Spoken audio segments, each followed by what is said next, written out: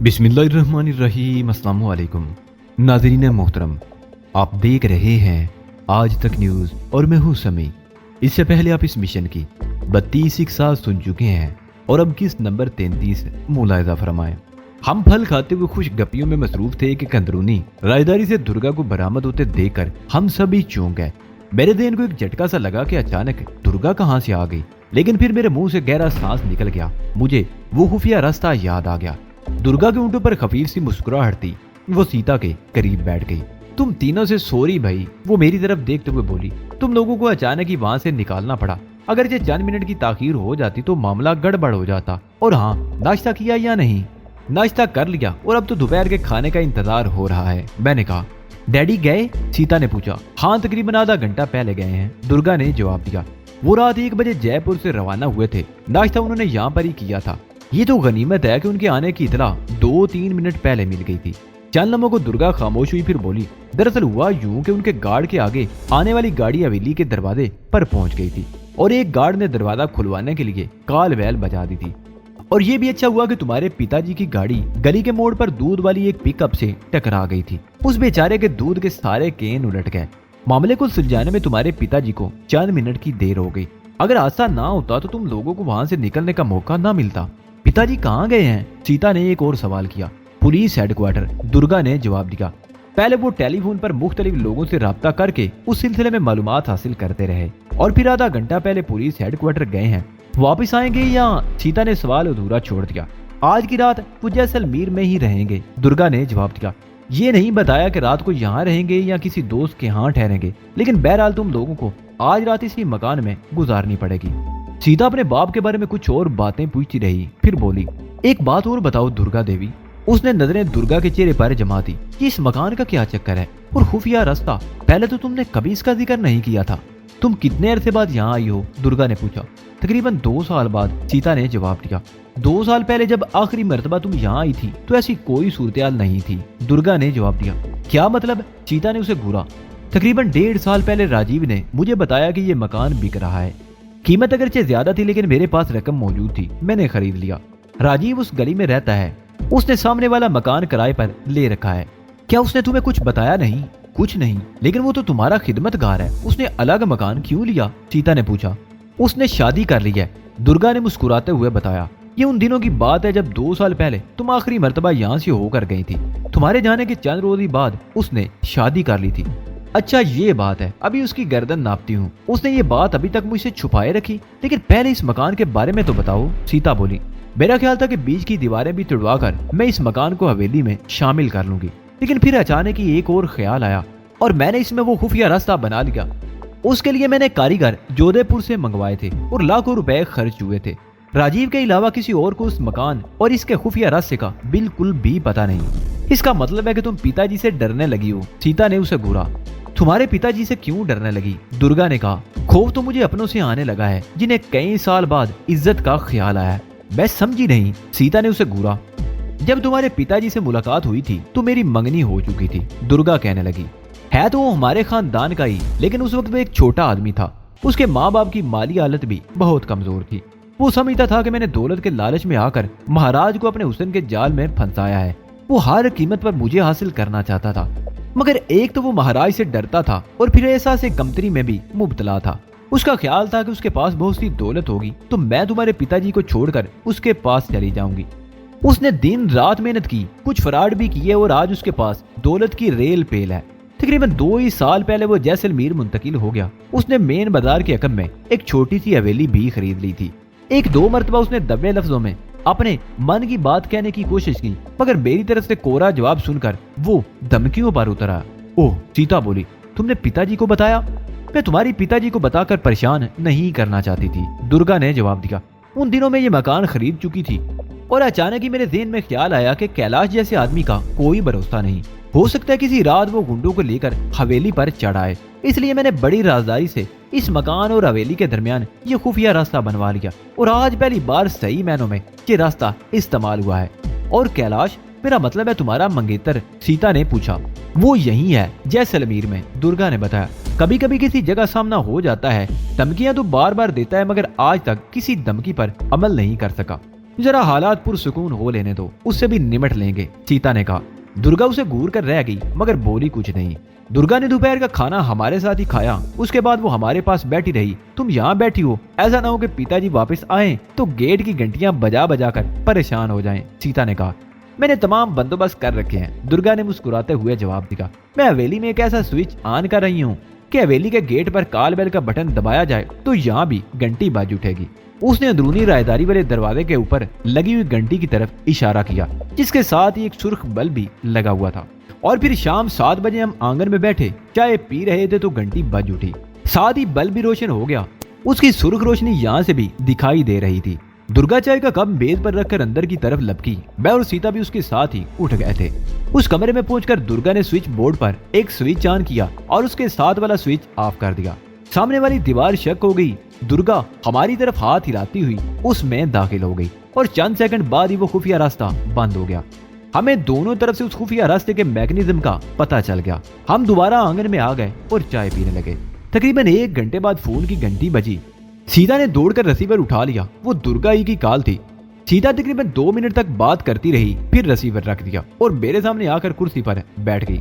दुर्गा बता रही थी कि पिताजी बहुत गुस्से में हैं। वो आज रात ही किसी वक्त जयपुर के लिए रवाना हो जाएंगे। वो बाद में हमें तफसील से सब कुछ बताएगी। चाय के खाली कप अभी मेज पर पड़े हुए थे। राजीव किचन में रात के खाने की तैयारी कर रहा था। वो कप उठाने के लिए आया तो सीता को अचानक ही जैसे कोई बात याद आ गई। अरे राजीव, वो उसके चेहरे पर नजरें जमाती हुई बोली, सच बताओ अब तुम्हारी तोंद पर कौन खेलता है? लाजवंती। राजीव के मुंह से बेइख्तियार निकला, फिर वो एकदम गड़बड़ा गया। वो जी बात जी है कि राजीव की सादगी पर हम बेइख्तियार हंस पड़े। तुमने अपनी शादी की बात क्यों छुपाई? हमें बताया क्यों नहीं? सीता ने कहा। तुमने बताने का मौका ही कब दिया सीता देवी? राजीव ने कहा। वो सामने वाले घर में रहती है ना? सीता ने कहा। खाना तैयार हो जाए तो उसे लेकर आना, वो खाना हमारे साथ खाएगी। अच्छा बेटा, ले आऊंगा उसे, पर मैं उसे तुम्हारे बारे में कुछ नहीं बताऊंगा, राजीव ने कहा। कोई बात नहीं, सीता ने मुस्कुराते हुए कहा। मैं खुद ही बता दूंगी कि इससे पहले मैं तुम्हारी तोंद पर खेला करती थी। सीता जी, राजीव चीख उठा, वो मुझे घर से निकाल देगी। डरते उससे? सीता ने उसे घूरा। वो मेरी जोरू है, वो रूठ गई तो मेरा घर बर्बाद हो जाएगा। राजीव की आवाज रो देने वाली थी। अच्छा जाओ अपना काम करो, कुछ नहीं कहूंगी उससे, मैं तो मजाक कर रही थी, सीता ने मुस्कुराते हुए कहा। मुझे मालूम था कि तुम मजाक ही कर रही हो, राजीव ने कहा और किचन की तरफ चला गया। हम देर तक उसकी सादगी के बारे में बातें करते रहे। रात के खाने पर लाजवंती भी मौजूद थी। वो उम्र में राजीव से कम अज कम 15 साल छोटी थी, यही कोई 24-25 साल की थी। दान पान सी, पतले ऊंट और तीखे नकूश। उसके हसीन होने में कोई शुबा न था। खाने के बाद भी वो काफी देर तक हमारे पास ही रही।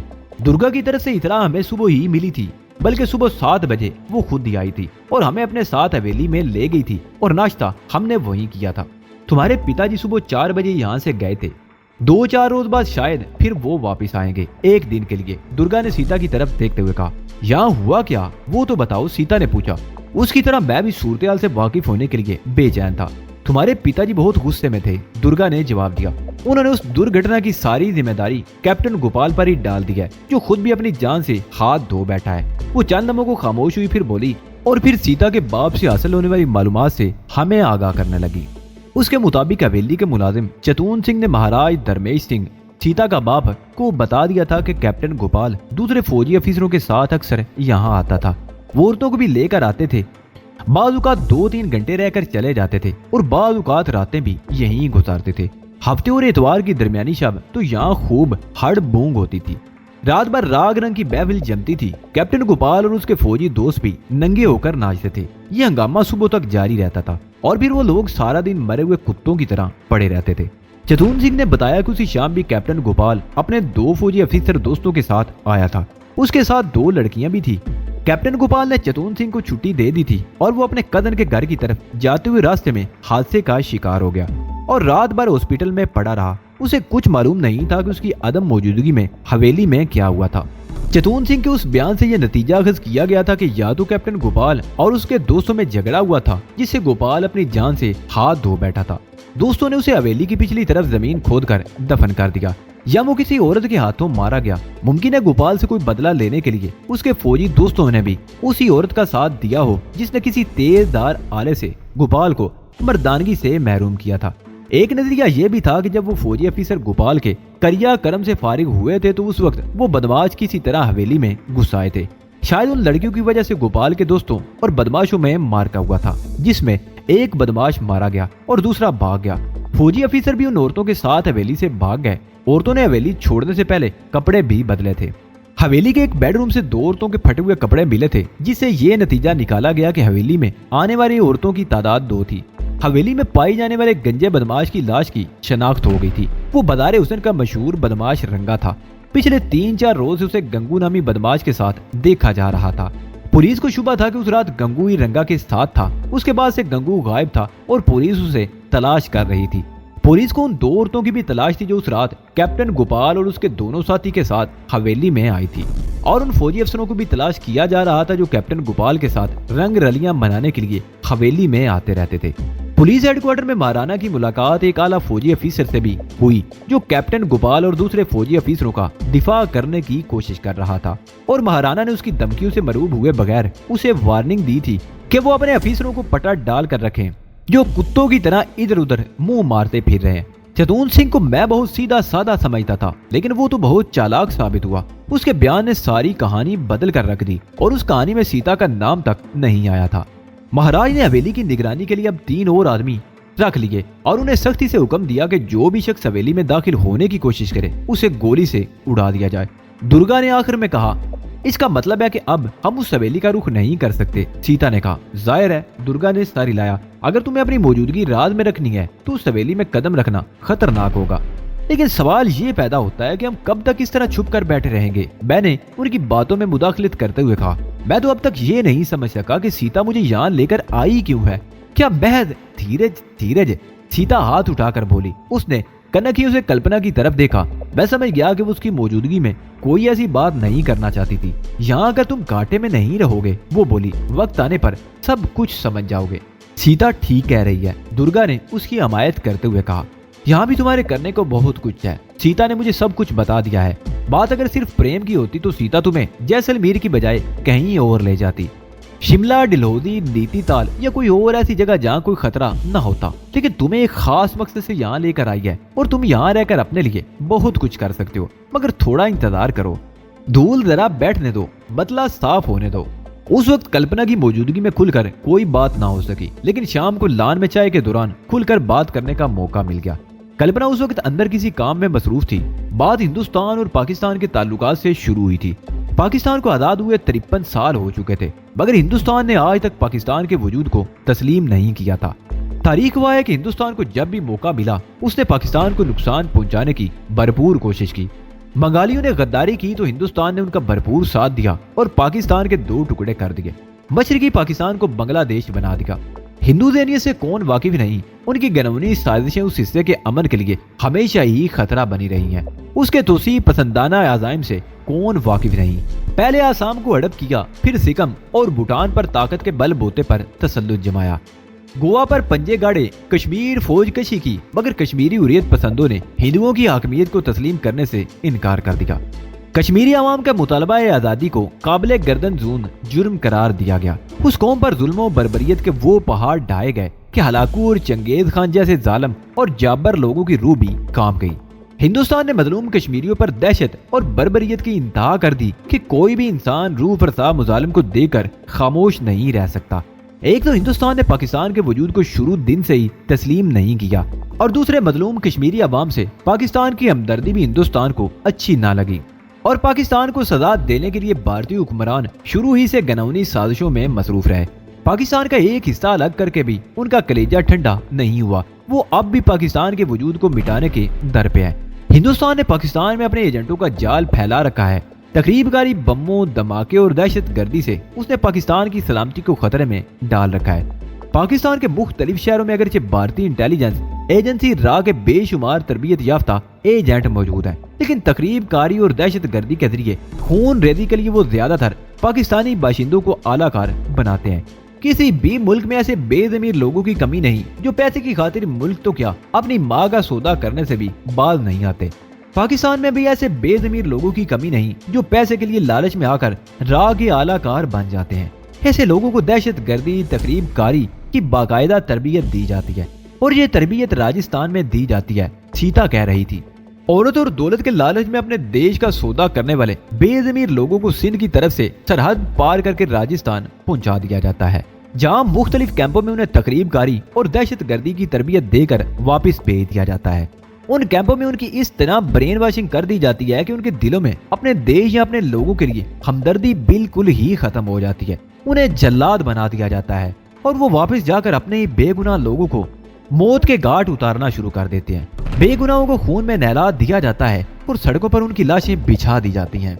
सीता खामोश हो गई। ये मेरे लिए एक नया इंकिशाफ था। मेरे जिस्म में सिनसनी की लहर फैलती चली जा रही थी। भारतीय हुक्मरानों की तकरीबकारी और दहशतगर्दी की पॉलिसी अब पाकिस्तान तक महदूद नहीं रही थी, सीता कह रही थी। राह ने एक और खौफनाक मंसूबा बनाया है और वो मंसूबा ये है कि पाकिस्तानी नौजवानों के जरिए जम्मू और कश्मीर में वसी पैमाने पर तकरीबकारी और दहशतगर्दी की वारदातें कराई जाएं। कश्मीरियों को जब ये पता चलेगा कि उनके हमदर्द बनकर आने वाले, उनमें घुल मिल जाने वाले पाकिस्तानी उन पर मौत बरसा रहे हैं, तो उन्हें पाकिस्तान से भी नफरत हो जाएगी। पाकिस्तान और कश्मीरियों में इख्तलाफ बढ़ेंगे जिनका फायदा हिंदुस्तान उठाएगा। और उस मंसूबे का एक और खौफनाक पहलू ये है कि इसराइली एजेंट मोसाद के माहिरीन उन नौजवानों को तकरीबकारी की और दहशतगर्दी की तरबियत दे रहे हैं। मुझे रगों में अपना खून जमता हुआ महसूस होने लगा। ये मंसूबा वाकई ही बहुत खौफनाक था। अगर ये साजिश कामयाब होगी तो कश्मीरी अवाम पाकिस्तान की हमायत और हमदर्दी से भी महरूम हो जाएंगे और ये बेगुनाह और मासूम लोगों की सरजमीन हमेशा हमेशा के लिए मुतअस्सब हिंदुओं के इंतकाम की आग में जलती रहेगी। नहीं, ऐसा नहीं होना चाहिए। मेरे मुंह से बेइख्तियार निकला, तो अब तुम समझ गए होगे कि मैं तुम्हें जैसलमेर क्यों लाई हूँ। सीता ने मेरी तरफ देखते हुए कहा। ये कैंप कहाँ है? मैंने पूछा। सीता के होंठों पर खफीफ सी मुस्कुराहट आ गई। उसने दुर्गा की तरफ देखा और फिर मेरे चेहरे पर नजरें जमा दी। सीता उन कैंपों के बारे में बता रही थी जहां पाकिस्तान से अगवा करके लाए हुए नौजवानों की ब्रेन वॉशिंग करके इसराइली मोसाद के एजेंट उन्हें तकरीबकारी और दहशतगर्दी की तरबियत दे रहे थे। मैं खामोश बैठा उसकी बातें सुन रहा था और मेरे रगों पे में सिनसिनी की सी लहरें दौड़ रही थी। बहुत ही खौफनाक मंसूबा था। पाकिस्तानी नौजवान कश्मीर जाएंगे, कोई उन पर शुबा नहीं करेगा। उन्हें अपना समझकर उनके लिए अपने घरों के दरवाजे खोल दिए जाएंगे और उनकी खिदमत और खातर में कोई कमी नहीं छोड़ी जाएगी। और जब यही नौजवान उनकी औरतों को बेआबरू करेंगे, उनके घरों को जलाकर मलबे का ढेर बना देंगे और उनके लिए मौत के फरिश्ते बन जाएंगे, तो उनके दिलों में पाकिस्तान के लिए नफरत ही पैदा होगी। एतमाद उठ जाएगा। नफरत और बेएतमादी की ये खलीज वसी और गहरी होती जाएगी और इस तरह पाकिस्तान और कश्मीरी अवाम एक दूसरे से दूर होते जाएंगे और इसका फायदा भारत उठाएगा। कश्मीर पाकिस्तान की हमदर्दियों से महरूम हो जाएगा या उसमें कमी आ जाएगी। भारत को कश्मीर पर अपनी गिरफ्त मजीद मजबूत करने का मौका मिल जाएगा। उन पर मुजालिम बढ़ जाएंगे और आज़ादी की वो तारीख जो निस्फ सदी से जारी थी दम तोड़ देगी। कश्मीर की आज़ादी के लिए जो हजारों कुर्बानियां दी गई थी वो रायगां नहीं जाएगी। मजलूम कश्मीरी जुल्म की चक्की में पिसते रहेंगे, उनकी चीखें गूंजती रहेंगी मगर सुनने वाला कोई नहीं होगा। उनकी औरतों की असमतें लूटती रहेंगी मगर कोई उन्हें बचाने वाला नहीं होगा। उनके घर जलते रहेंगे और शोले फैलते रहेंगे। नहीं, ऐसा नहीं होगा। मेरे मुंह से अचानक निकला। ऐसा होना भी नहीं चाहिए। सीता ने मेरे कंधे पर हाथ रखते हुए कहा। मुझे नहीं मालूम वो कब अपनी जगह से उठकर मेरे करीब आकर बैठ गई थी। अगर ऐसा हो गया तो सब कुछ खत्म हो जाएगा। तमाम कुर्बानियां रायगां जाएगी, आज़ादी की सारी तहरीकें खत्म हो जाएंगी, शहीदों की रूहें तड़प उठेंगी। ऐसा नहीं होना चाहिए, बिल्कुल नहीं होना चाहिए। नहीं होगा, बिल्कुल नहीं होगा। मैंने कहा, मुझे बताओ वो कैंप कहाँ है, मैं उन्हें तबाह कर दूंगा। धीरज धीरज, सीता ने मेरा कंधा दबाया। अब ये बात तुम्हारी समझ में आ गई होगी कि मैं तुम्हें यहाँ क्यों लाई हूँ। कश्मीर में रहकर तुम भारतीय सेनाओं के खिलाफ लड़ते रहे, एक को मारते तो उसकी जगह 10 और आ जाते और ये सिलसिला चलता रहता। फिर कोई पाकिस्तानी तुम्हारे गिरोह में घुस जाता, तुम उस पर एतमाद करते और मौका पाकर वही तुम्हारी पीठ में छुरा घोंप देता। तुम्हें यहाँ लाने का मकसद यही है कि ऐसा मौका ना आने दो। आजादी की तहरीकों को नुकसान हमेशा गद्दारों ही ने पहुंचाया है और गद्दारों को शिनाख्त करना बहुत मुश्किल होता है और जब शिनाख्त होती है तो तहरीक को नाकाबिले तलाफी नुकसान पहुंच चुका होता है। मशरकी पाकिस्तान की मिसाल तुम्हारे सामने है। अगर शेख मुजीबुर रहमान गद्दारी ना करता तो मशरकी पाकिस्तान बांग्लादेश ना बनता। उसने आखिरी वक्त कुरान पर हाथ रखकर कसम खाई थी कि वो ढाके पहुंचते ही अपने लोगों को समझाएगा और उन्हें बताएगा कि पाकिस्तान एक रहेगा तो मजबूत रहेगा। पाकिस्तान की सलामती ही में उनकी बका है। लेकिन ढाका पहुंचते ही वो सब कुछ भूल गया। उसने पाकिस्तान के खिलाफ इतना जहर उगला जिसकी मिसाल नहीं मिलती। मुक्ति बाहिनी को आशीर्वाद दिया और उस मुक्ति बाहिनी ने मशरकी पाकिस्तान में मगरबी पाकिस्तान के बाशिंदों पर इस कदर जुल्म किए कि हिटलर की रूह भी शर्मिंदा हो गई होगी। बेगुनाहों के कत्लेआम से खून के दरिया बहा दिए गए और वो बेगुनाह धोखे में अपनों ही से मारे गए। यही सब कुछ कश्मीर में होगा। मशरकी पाकिस्तान में कभी हिंदुओं की साजिश काम कर रही थी और कश्मीर में भी ऐसी घिनौनी साजिश के तरीके खून के दरिया बहाए जाएंगे। कश्मीरियों को तनहा कर दिया जाएगा। पाकिस्तानी तुम्हारे अपने हैं, वो कश्मीर को आजाद देखना चाहते हैं, उन्हें तुम लोगों से सच्ची हमदर्दी है। लेकिन जब पाकिस्तानी नौजवान ही तुम लोगों पर मौत बरसाएंगे तो कितना दुख होगा तुम लोगों को। और वो पाकिस्तानी नौजवान ये भी नहीं जानते होंगे कि वो क्या कर रहे हैं। उनकी तो यहाँ ब्रेन वॉशिंग कर दी गई होगी। उनके दिमाग तो हिंदुओं और यहूदियों के ताबे होंगे। वो लोग वही करेंगे जो उन्हें कहा जाएगा, लेकिन ऐसा नहीं होना चाहिए। कश्मीर की तहरीक आजादी को कोई नुकसान नहीं पहुंचना चाहिए। ये जज्बे सर्द नहीं होने चाहिए। सिर्फ वही कौमें जिंदा रहती हैं जो अपना हक छीनना जानती हों। कश्मीरी अपना हक लेने की कोशिश कर रहे हैं और मुझे विश्वास है कि उनकी कोशिशें जरूर कामयाब होंगी। लेकिन अगर भारत की ये नई साजिश कामयाब होगी तो सब कुछ खत्म हो जाएगा, मिट जाएगा सब कुछ। मुझे बताओ वो कैंप कहाँ है? मैंने कहा राजस्थान में एक नहीं बहुत से कैंप है जहाँ पाकिस्तान से अगवा किए हुए नौजवानों को तकरीबकारी और दहशतगर्दी की तरबियत दी जाती है। सीता ने कहा उन्हें ट्रेनिंग देकर सरहद पार पाकिस्तानी शहरों में भेज दिया जाता है जहाँ वो अपनी सरगर्मियां जारी रखे हुए हैं। लेकिन एक कैंप ऐसा है जहाँ इसराइली इंटेलिजेंस एजेंसी मोसाद के माहिरीन भारतीय माहिरीन के साथ उन लोगों को खास ट्रेनिंग दे रहे हैं जिन्हें जम्मू और कश्मीर भेजा जाएगा।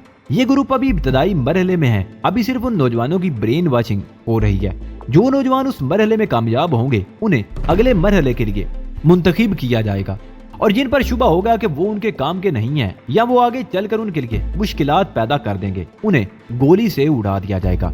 उस कैंप का वजूद कश्मीर के लिए बहुत बड़ा खतरा बन गया है। तुम्हारे लिए उस कैंप को खत्म करना जरूरी है, लेकिन उसके लिए जोश की नहीं होश की जरूरत है।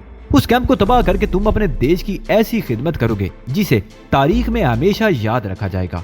मेरे दिमाग में धमाके होने लगे। सीता राह की एजेंट थी। वो एक मंसूबे के तहत मुझे गिरफ्तार करने के लिए कश्मीर गई थी। वो इत्तफाक से मुझ तक पहुंच गई, लेकिन मुझे अपने जाल में फंसाने की बजाय खुद मेरी मोहब्बत का शिकार हो गई। और फिर उसने ये दिलचस्प इंकशाफ किया कि उसे भारतीय फौजियों से शदीद नफरत और कश्मीरी मुसलमानों से हमदर्दी है। वो कश्मीरियों को मजलूम और भारतीय फौजियों को जालिम और गासिब समझती थी। उसने सब कुछ अपनी आंखों से देखा था। खुद भी एक फौजी के सितम का शिकार होकर अपनी इज्जत खो बैठी थी। वीरान पहाड़ों में 2 और हिंदू फौजियों ने उसे माले गनीमत समझकर लूटने की कोशिश की थी, लेकिन मैंने उसे बचा लिया था। सीता के जज्बात कुछ और शदीद हो गए थे। अपनी मोहब्बत और अपने खुलूस का यकीन दिलाने के लिए उसने मुझे अपनी सुपुर्दगी में दे दिया था।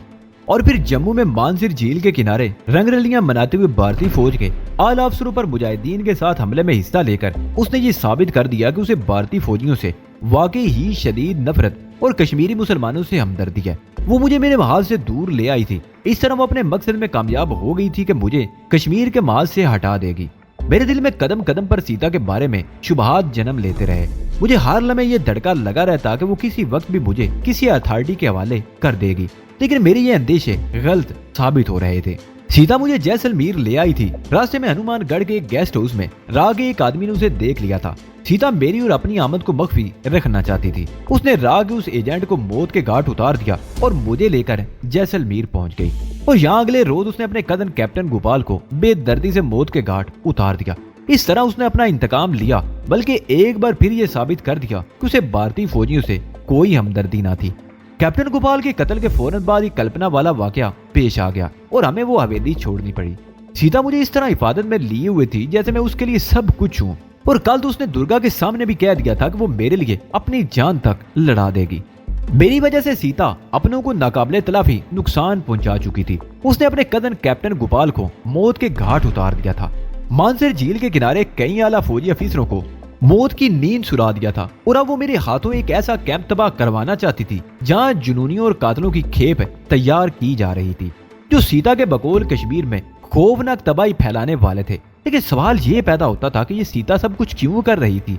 क्या किसी के दिल में इंतकाम का जज्बा इतना शदीद हो सकता है कि वो अपने मुल्क की सलामती को दांव पर लगा दे? हिंदुस्तान निस्फ सदी से जम्मू और कश्मीर पर ताकत के बल बोते पर तसल्लुत जमाए हुए था और ये तसल्लुत बरकरार रखने के लिए हर साल करोड़ों रुपए का बजट खर्च हो रहा था। उसके हजारों फौजी मारे गए थे और सीता अपने इंतकाम की आग बुझाने के लिए भारतीय हुक्मरानों की निस्फ सदी की मेहनत पर पानी फेर देना चाहती थी। सीता राह के एजेंट की हैसियत से मुझे गिरफ्तार करने के लिए कश्मीर गई थी। उसने कैप्टन गोपाल को कत्ल करके अपनी बेइज्जती का बदला भी ले लिया था। उसके बाद सब कुछ खत्म हो जाना चाहिए था। वो मुझे लेकर किसी और पुरसुकून जगह पर चली जाती और मुझे ये बावर कराने की कोशिश करती कि आग और खून में कुछ नहीं रखा, कश्मीरियों को लड़ने दो, हम मैदान जंग से बहुत दूर पुरसुकून जगह पर आ गए हैं जहाँ कोई खतरा नहीं, आओ हम सब कुछ भूलकर प्रेम के गीत गाएं और एक दूसरे की मोहब्बत में खोकर जीवन बिता दें। लेकिन ऐसी कोई बात नहीं हुई। उसने दहशतगर्दी के कैंप की बात करके मेरे जज्बात को और ताकतवर बना दिया, सीने में दबी हुई चिंगारी को हवा देकर भड़का दिया था। ऐसा क्यों था? क्या वाकई वो कश्मीर को एक घिनौनी साजिश से बचाना चाहती थी या उसके मन में कुछ और था? वो कोई खास मकसद हासिल करना चाहती थी क्या? ऐसा मकसद जो उसके लिए कश्मीर की कीमत से भी ज्यादा अहम था। सीता एक साबिक राजा की बेटी थी। साजिशें उन राजाओं की फितरत का खासा थी और वो अपनी रियासत की वुसअत और इक़्तिदार को मुस्तहकम करने के लिए एक दूसरे के खिलाफ साजिशों के ताने बाने बुनते ही रहते थे। और सीता भी एक राजा ही की बेटी थी जिससे उसका राजपाट छिन गया था। सीता उस राजा की बेटी थी। साजिश के जरासीम उसके खून में भी होंगे, लेकिन वो ऐसी क्या बात थी जिसके लिए वो अपने ही देश को दांव पर लगाने को तुली हुई थी? मैं जैसे जैसे सोचता गया मेरा जहन उलझता गया। कोई बात मेरी समझ में नहीं आ रही थी। क्या सोच रहे हो? कहाँ खो गए? सीता की आवाज सुनकर मैं चौंक गया। मेरे ख्यालात मुंतशिर हो गए। ओह कुछ नहीं, मैंने जवाब दिया। तुम्हारी बातों ने मुझे बुरी तरह उलझा दिया है। इसमें कौन सी उलझन है महावीर? इस मर्तबा दुर्गा ने लब कुशाई की। वो जिस तरह शुरू ही से हमारी गुफ्तगू में हिस्सा ले रही थी, उसे अंदाजा लगाया जा सकता था कि वो पहले ही सब कुछ जानती थी। सीता तो तुम्हें एक मौका फराहम कर रही है, वो कह रही थी। अगर तुमने ज़ानत और अक्लमंदी का सबूत देते हुए इस मौके से फायदा उठाते उस कैंप को तबाह कर दिया और उस साजिश को बेनकाब कर दिया तो तुम अपने कश्मीर के लिए बहुत बड़ा कारनामा अंजाम दे सकोगे। भारत को आलमी तनकीद का सामना करना पड़ेगा। वक्ती तौर पर उसकी तवज्जो बढ़ जाएगी और कश्मीर में जारी आज़ादी की तहरीक एक ऐसे सैलाब की सूरत इख्तियार कर जाएगी जिसे रोकना भारतीय सेनाओं के लिए मुमकिन नहीं होगा। और फिर हम तुम्हारे साथ चलेंगे। सीता ने उसके खामोश होते ही कहा, कश्मीर तुम्हारी तरह मेरा भी ख्वाब बन चुका है। हम दोनों एक साथ उस सरजमीन पर कदम रखेंगे, कितना अच्छा लगेगा।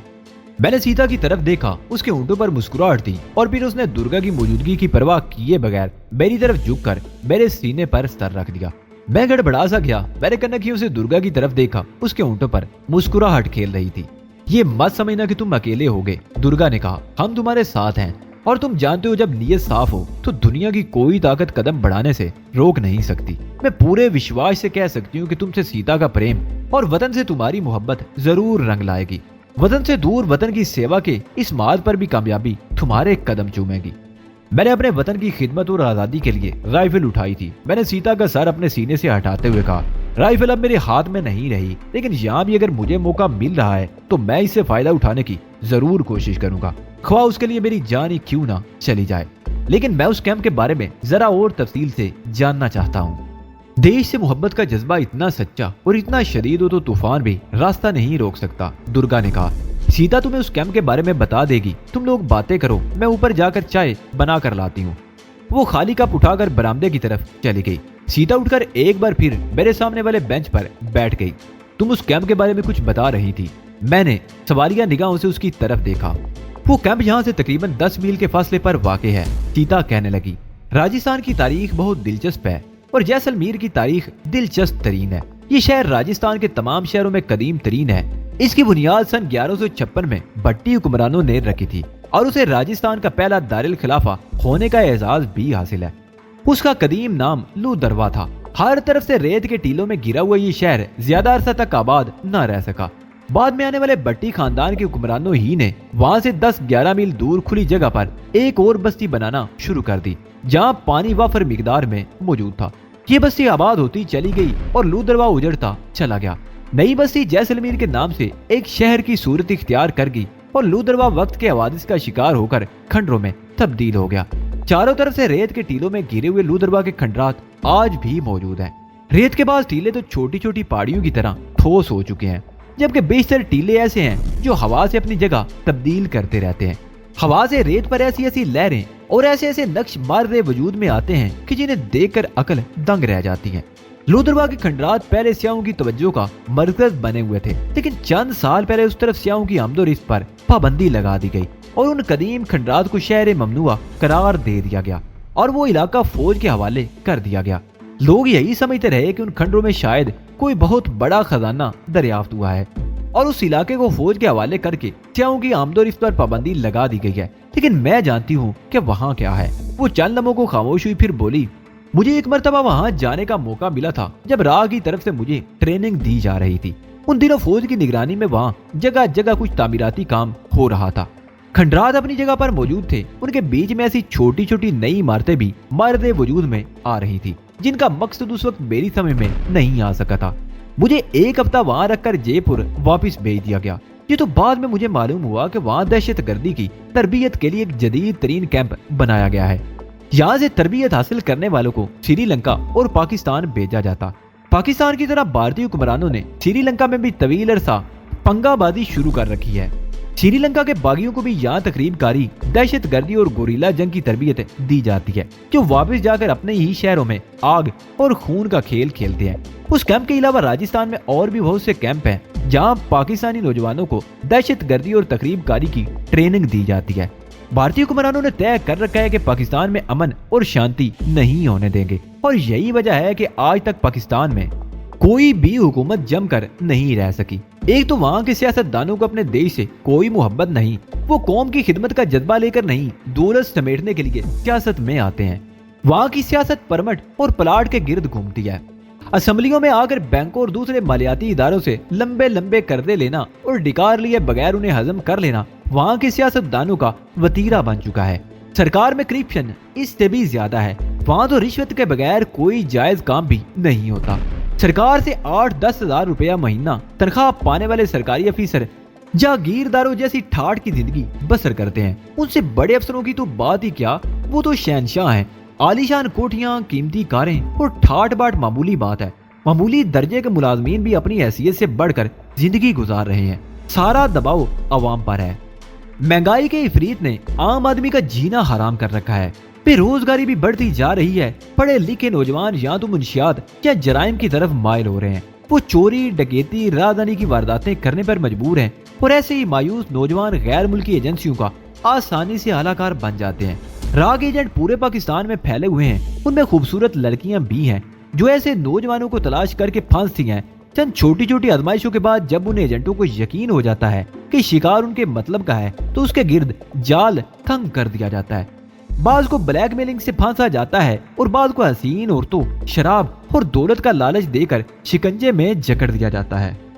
ऐसे नौजवानों को सरहद पार करवा के राजस्थान पहुंचा दिया जाता है, जहां पहले उनकी ब्रेन वॉशिंग की जाती है। उनके ज़हनों में अपने ही मुल्क के खिलाफ नफरत और तासुब का जहर भर दिया जाता है और फिर उन्हें तकरीबकारी और दहशतगर्दी की तरबियत देकर वापस भेज दिया जाता है और वो अपनों ही के लिए अजाब बन जाते हैं।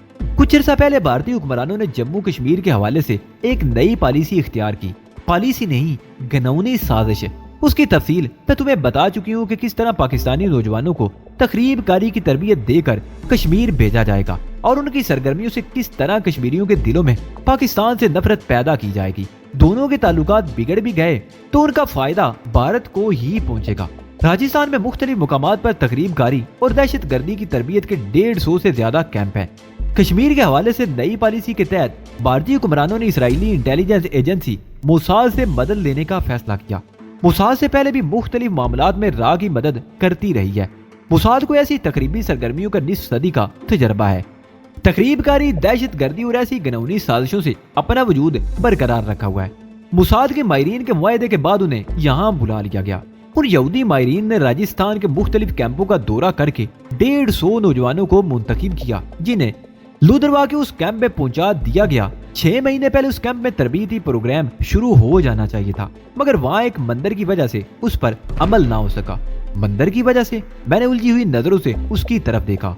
हाँ, सीता ने इस बात में सर हिलाया। वहाँ एक बहुत बड़ा जीन मंदिर है। उस इलाके पर सियाहों के लिए पाबंदी लगने से पहले जीन के बाद पैरोकार मंदिर की यात्रा के लिए जाते रहते थे। पाबंदी लगने के बाद जीन मंदिर कमेटी ने जयपुर हाई कोर्ट में रिट दायर कर दी। ये केस सिर्फ 5 महीने चल सका। सिक्योरिटी के नुक्ते नजर से हाई कोर्ट ने यात्रियों की आमदोरफ्त पर तो पाबंदी आयद रखी, अलबत्ता ये इजाजत दे दी कि 2 पंडित या पुजारी मंदिर की देखभाल के लिए वहाँ रह सकते हैं। वो मंदिर खंडर नगर के शुरू ही में है। उसके आसपास सिर्फ 3-4 छोटी छोटी इमारतों के खंडर हैं। उस कैंप की इंतजामिया ने एक बहुत लंबी और ऊंची दीवार खड़ी करके उस जैन मंदिर को कैंप से बिल्कुल अलग कर दिया है। मंदिर में रहने वाला कोई शख्स ये नहीं जान सकता कि उस दीवार की दूसरी तरफ क्या हो रहा है। उस कैंप तक कैसे पहुंचा जा सकता है? मैंने सीता के खामोश होने पर पूछा। जब किसी काम का इरादा कर लिया जाए तो उसके लिए कोई ना कोई रास्ता निकल ही आता है।